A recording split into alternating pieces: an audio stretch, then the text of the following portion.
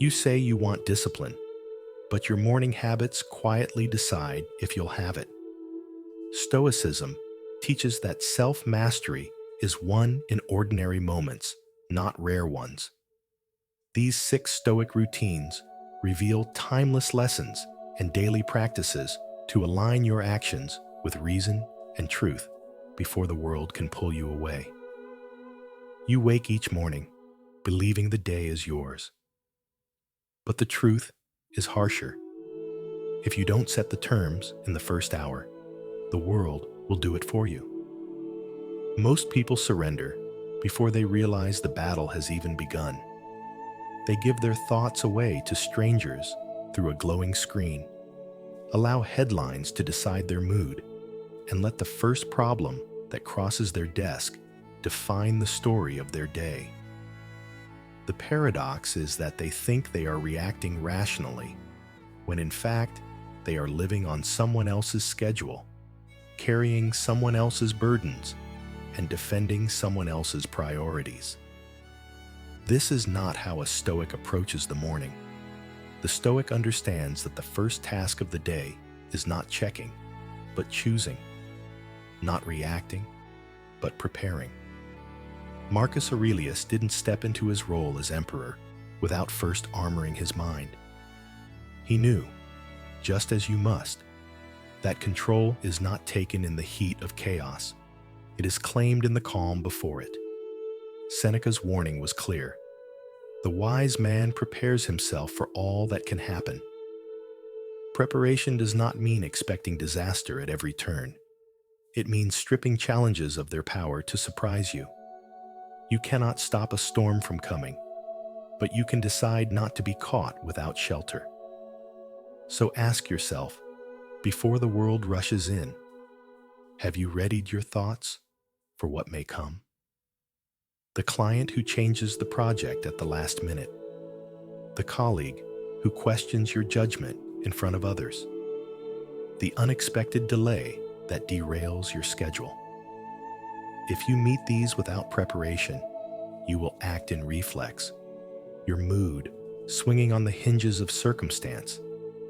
But if you have already pictured them, already chosen your response, they lose the power to dictate your state of mind. This is not pessimism, it is strategy. It is the intellectual discipline of meeting life on your terms.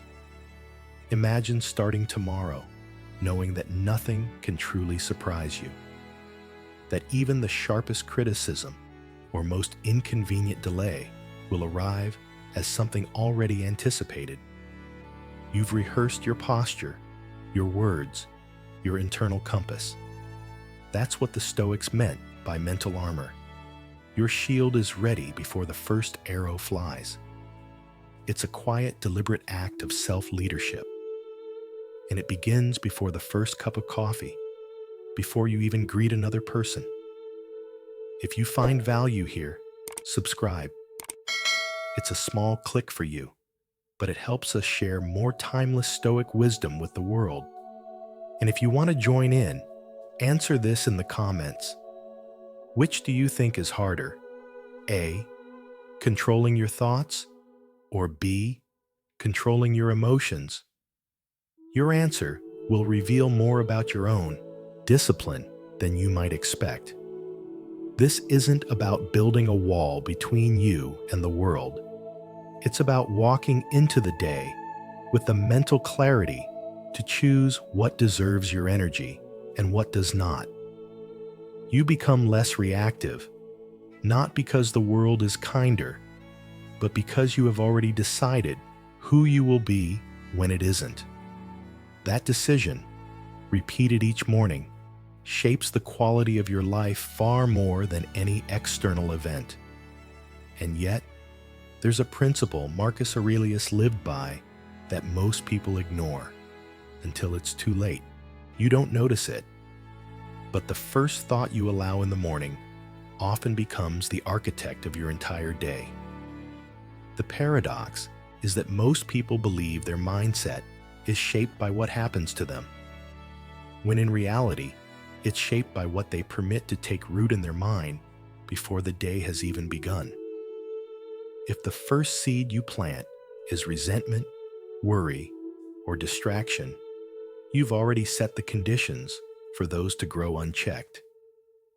And yet, most people give this seed away without a fight, scrolling through headlines, reading messages, or replaying yesterday's frustrations before they've even stood up. The Stoics would have seen this as a failure of leadership. Leadership over the only domain you truly control, your own mind. Marcus Aurelius reminded himself, the soul becomes dyed with the color of its thoughts. What color will you choose today? A thought of patience or of irritation, of clarity or of confusion? You cannot avoid having a first thought, but you can decide what it will be. That decision is not dramatic. It is not public, but it is one of the most consequential you will make all day. The danger lies in thinking this moment doesn't matter. You tell yourself you'll reset later, that you can shake off a bad start. Sometimes you can, but more often, the tone you set in the first minutes becomes the rhythm of your decisions, your speech, and even your posture. It's like beginning a journey 1 degree off course. You don't notice at first, but by the end of the day, you've drifted far from where you intended to go. Guarding the first thought means placing yourself at the gate of your mind as a watchman, questioning each thought that arrives. Does this strengthen or weaken me? Does it align with my values or drag me into someone else's agenda? Epictetus advised, if a man is unhappy, remember that his unhappiness is his own fault. This isn't cruelty, it's clarity. If your first thought weakens you and you let it pass unchallenged, you've granted permission for your own decline in spirit. The practice is simple, but far from easy. When you wake, pause before letting the noise in. Choose a thought that serves as your compass for the day.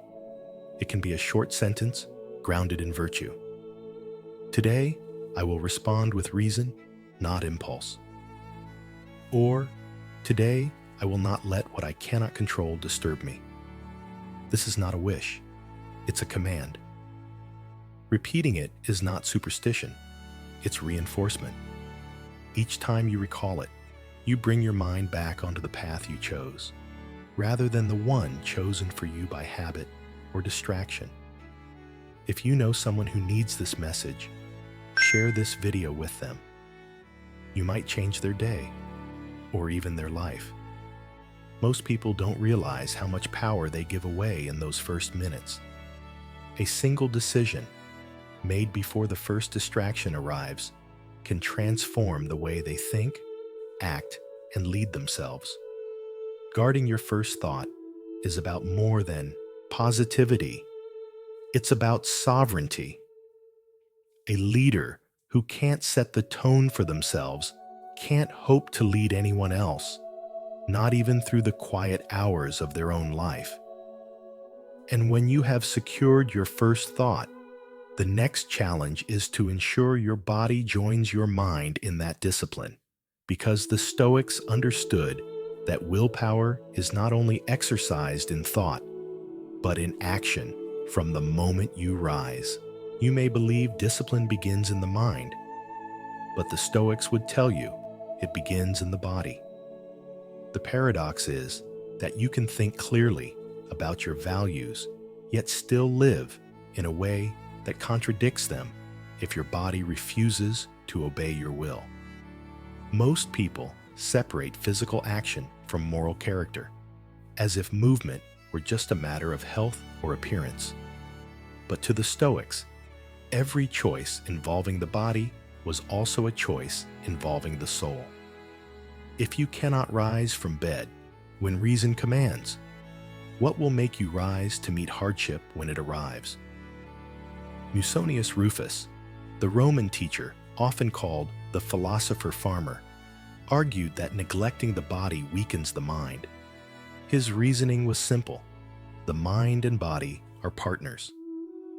A sharp mind trapped in an undisciplined body is like a skilled general commanding an army that refuses to march. Inaction becomes not just physical laziness, but a moral failure, because it shows that reason has ceded control to comfort. And comfort, when given authority, will shape your life into something smaller than it could be. Consider the first act of your day. If your body moves with intention, stretching, walking, breathing deeply, you begin with a decision to act rather than to delay. You've already won a small but meaningful victory over inertia. That's why the Stoics valued morning movement, not for the calories burned, but for the habit it reinforced. That you act on principle, not on mood. The effort itself is the lesson. Whether the air is cold, whether you feel tired, whether you are in the mood, becomes irrelevant.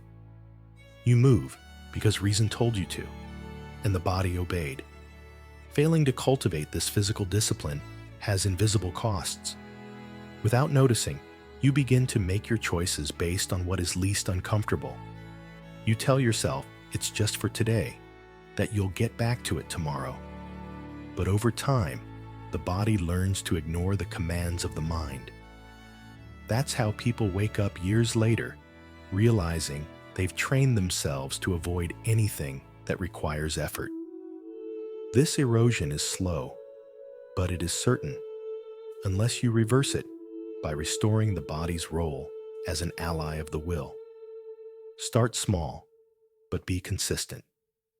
10 minutes of deliberate movement each morning, whether it's stretching your chest and back to improve posture, a brisk walk to awaken your senses, or mindful breathing paired with slow movement, anchors you in the present. It tells your mind, I am awake, I am capable, and I choose to act. And because you've begun with action, you carry that readiness into the rest of the day. You've proven before breakfast that you can follow reason's lead. If this lesson resonates with you, like this video and subscribe for more timeless Stoic wisdom. Each act of physical discipline strengthens your mental discipline, and each time you choose effort over ease, you train yourself to live in alignment with what you claim to value. The Stoics understood that the strength to endure life's trials is not granted all at once. It is built in quiet repetitions that no one applauds. Next, we'll explore a principle that strengthens the mind in a similar way, one that turns a simple morning reflection into a shield against envy, comparison, and the constant craving for more. You can be surrounded by abundance and still live as if you have nothing. That is the paradox of a mind trained to see only what is missing. Gratitude, in Stoicism, is not the polite feeling you express on good days. It is a deliberate act of defense against the constant pull of comparison and dissatisfaction. Without it, you will measure your life by the shifting standards of others, and the measurement will never favor you.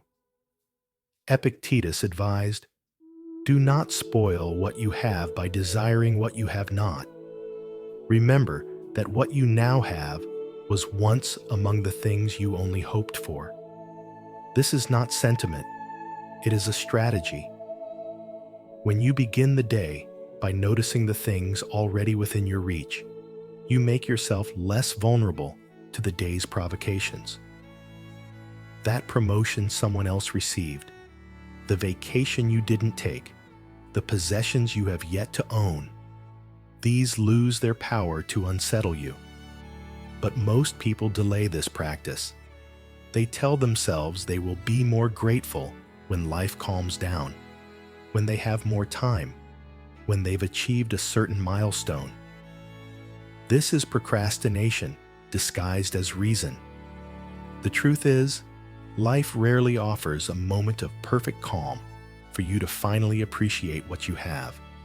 If you keep delaying, opportunities won't just pass by. They will never return. A morning without gratitude is an open gate, inviting every comparison and envy to walk in and take control. Consider how quickly the mind can shift into dissatisfaction. You wake in a comfortable home, yet within minutes of opening your phone, you are thinking about what you lack.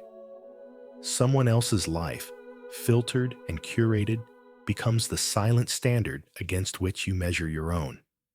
Without conscious resistance, you accept this standard as truth. Gratitude is how you reject it.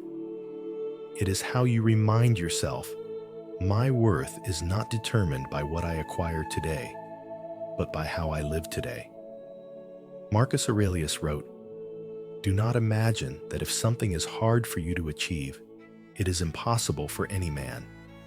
But if something is possible for any man, it is within your power too." Gratitude works in the same way. It is within your power now, not later. To wait for conditions to improve before practicing it is to misunderstand its purpose. Gratitude is not the result of abundance. It is the cause of stability. So begin simply.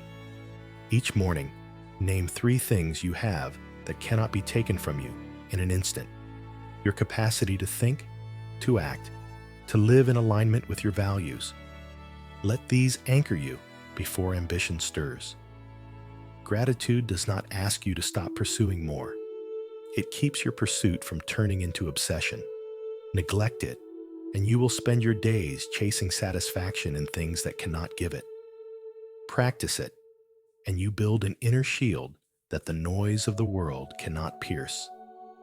And when the mind is steady in this way, it is ready for the final step, a commitment that seals your direction for the day and turns intention into action. Ending your morning routine with a verbal contract may seem unnecessary, but it is the simplest way to ensure that the intentions you form in silence survive the noise of the day. A thought kept in the mind is easily altered by convenience or emotion. A thought spoken aloud carries weight. It becomes not just an idea, but a declaration. The Stoics understood that self-leadership required more than private reflection. It required a clear statement of what you will do and who you will be, before the demands of others begin to shape you. When you state your intention, you are making a promise in the only court that matters, your own conscience. This is not about convincing others. It is about eliminating any uncertainty in your own mind about the standard you will uphold. Marcus Aurelius advised himself, "Waste no more time arguing about what a good man should be. Be one." Saying your intention aloud is how you step from theory into practice. It is a line drawn at the start of the day that you will either honor or cross. This practice works because it closes the gap between desire and action. Many people wake with vague aims. They want to be more patient, more disciplined, more focused. But these aims dissolve under the first pressure of inconvenience. A verbal contract forces clarity. It reduces the broad goal into a precise commitment. Today, I will speak truth, even when it is difficult. Today, I will not let minor irritations decide my mood. Today, I will act according to reason, not impulse. When you say this out loud, you give the mind a command it can return to when circumstances push you off course. Some will dismiss this as unnecessary ritual, imagining that their inner resolve is enough. But inner resolve is most vulnerable when it is left untested. By speaking your intention, you are testing it against your own ears, hearing whether it rings true or feels hollow. If it feels hollow, that is a signal that your aim is not yet clear, or that you are not ready to commit to it. Either way, the act reveals the truth, and from there, you can adjust. You can make this contract in a single sentence. Stand still. Take one deep breath. Then speak the standard you will hold. Do not rush through it. let the words land. This is the point where preparation ends and execution begins. The stillness before you speak is the pause before you step into the day with purpose.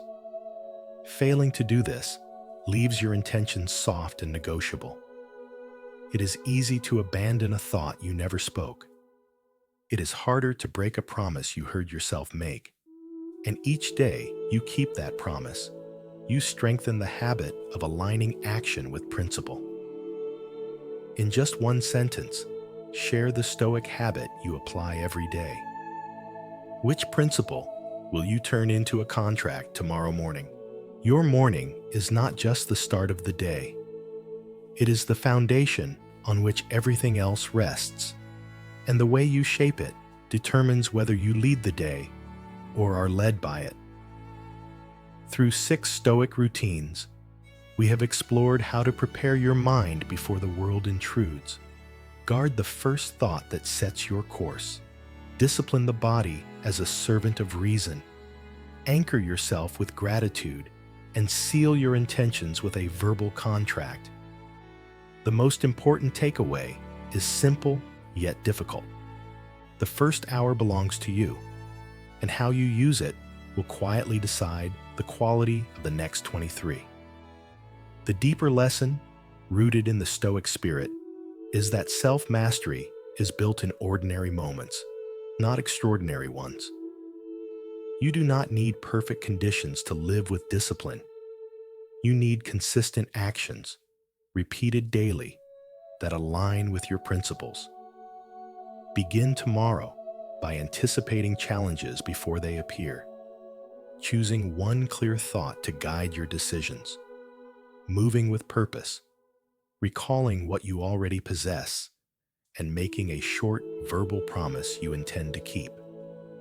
Each act will create immediate stability and clarity.